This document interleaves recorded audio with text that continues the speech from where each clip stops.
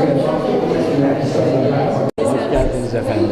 Anastasya Hanım da yine milletvekili. Dünyadagi eng güzel şehirlerden birisi İstanbul neydi? Bizim ko'pimiz ko'rib bilamiz.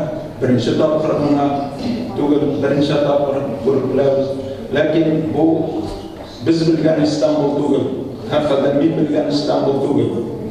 Mana bularni qaragandan so'ng mening tag'in İstanbulga borasam ham yangidan yangi ko'zlar bilan mana shu İstanbulni tag'in bir topqir borib qaraysam ham kuzatasim, anglaysam duyosim kela boshladi. Bu rassomning buyukligi to'g'risida söyleyip bu sababda şolay men chin ko'ngildan shod mana shunday aralashuvimizga endi rassomlar shundoqda Türksoy uyushmasi yordamida da o'zaro da paylanishlar har vaqt bo'lib turadi.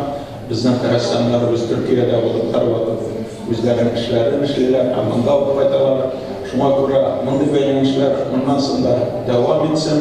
Biz har vaqt ana alkışlab qarshi olamiz. Rahmat sizga fazla kelganingiz için. Sanat barış demektir, sanat sevgi demektir. İş dünyasının zenginleşmesi demektir insanın. Estetik demektir. Kısaca iyilik, güzellik ve doğruluk sanat demektir. Böyle bir sorun oldu. Ben daha büyük resimlerle buraya geliyorum.